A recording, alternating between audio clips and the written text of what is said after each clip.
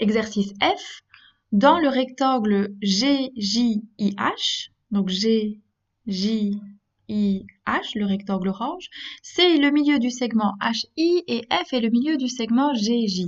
Donc on vous indique que vous avez ce morceau-là qui a la même mesure que ce morceau-là qui a la même mesure que ce morceau-là.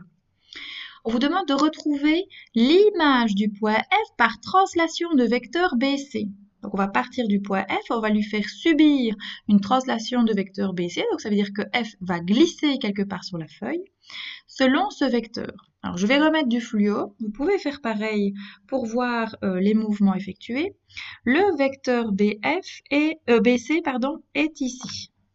Alors c'est pas tout à fait droit, je préfère le faire de manière plus propre. Voici. Vu qu'on va du point B vers le point C, je vais mettre une flèche pour montrer que le mouvement s'effectue de manière oblique en bas vers la droite. Je vais devoir faire voyager le F dans la même direction que le vecteur que je viens de repasser en bleu. Alors normalement, ça se voit tout de suite. La réponse va être le point E. Si vous ne le voyez pas, ce qui est tout à fait possible et c'est pas grave, vous prenez votre équerre et vous savez que vous devez vous positionner de manière parallèle au vecteur. Donc, vous voyez là, je suis parallèle. J'utilise les petites barres intermédiaires de l'équerre et je vais aller jusqu'au point F. Et on voit alors que j'obtiens la réponse quelque part sur la latte. Donc, il y a toujours moyen de s'en sortir si vous ne le voyez pas d'un coup. Donc, on aura le point E comme réponse pour l'image du point F par la translation de vecteur BC. Alors, ici, on vous demande de retrouver le vecteur, sachant que le point J est l'image du point K par une translation. Donc, je sais que le point J ici est l'image du point K qui se trouve ici. Alors, pour retrouver le vecteur, on a vu dans la théorie qu'il suffit à chaque fois de relier un point objet à son image. Donc, je vais relier ces deux-là.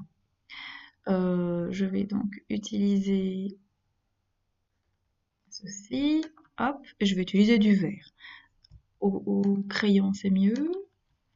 Voilà, je pars du point J et je vais jusqu'au point K. Alors maintenant, il faut encore savoir la flèche. Dans quel sens va-t-elle? Bien, on me dit que J est l'image de K. Ce qu'on a en parenthèse, c'est toujours le point de départ. Donc, je pars de K et je vais jusque J. Donc, la flèche monte. Voilà pour ici. Alors, comme vecteur, je peux franchement mettre KJ.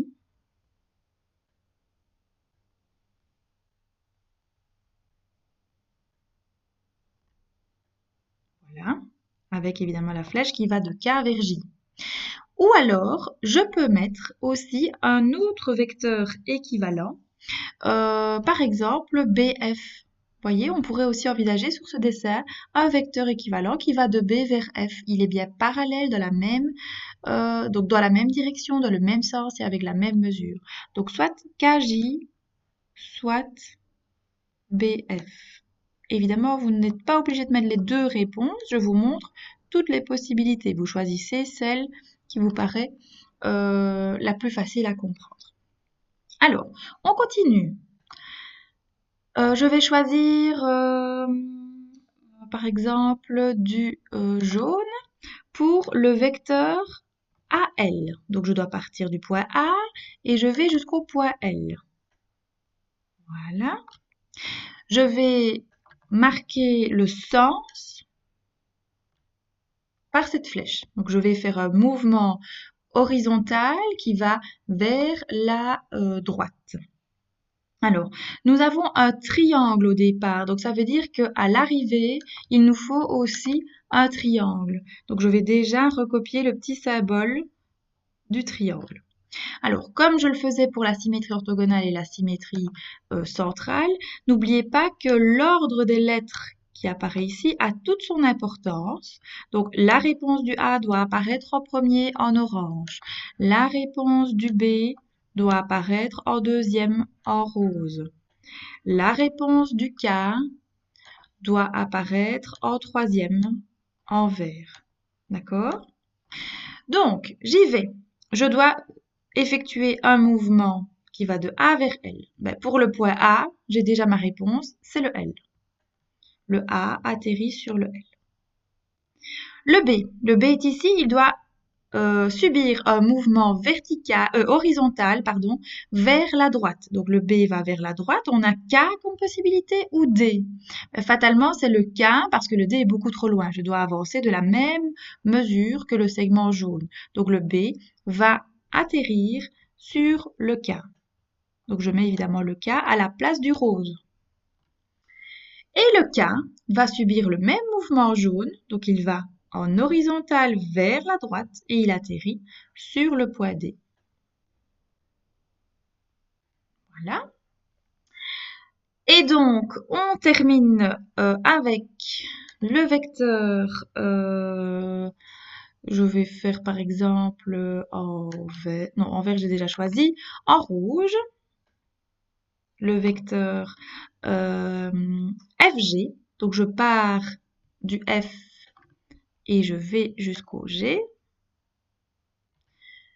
Donc là, je vais mettre ma flèche cette fois-ci vers la gauche parce que le vecteur est écrit comme ça. Et j'ai encore un triangle. Donc je vous rappelle, au niveau des lettres, l'ordre a toute son importance. Je vais recommencer avec l'orange en première position, du rose en deuxième position,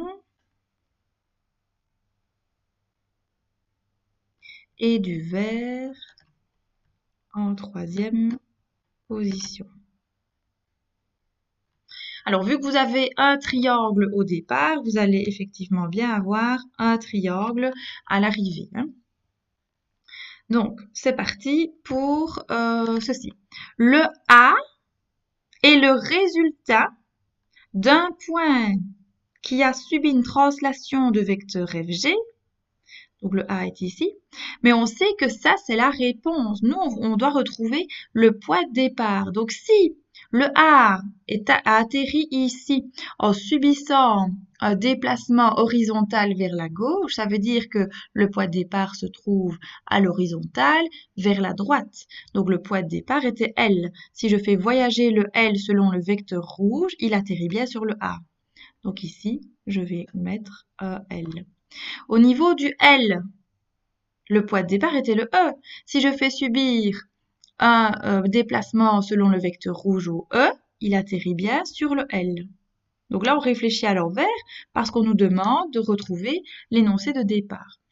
Et le K, qui est là, était au départ sur D parce que si je fais subir au point D un mouvement horizontal vers la gauche comme le vecteur rouge ici, j'avance, j'atterris bien sur le K.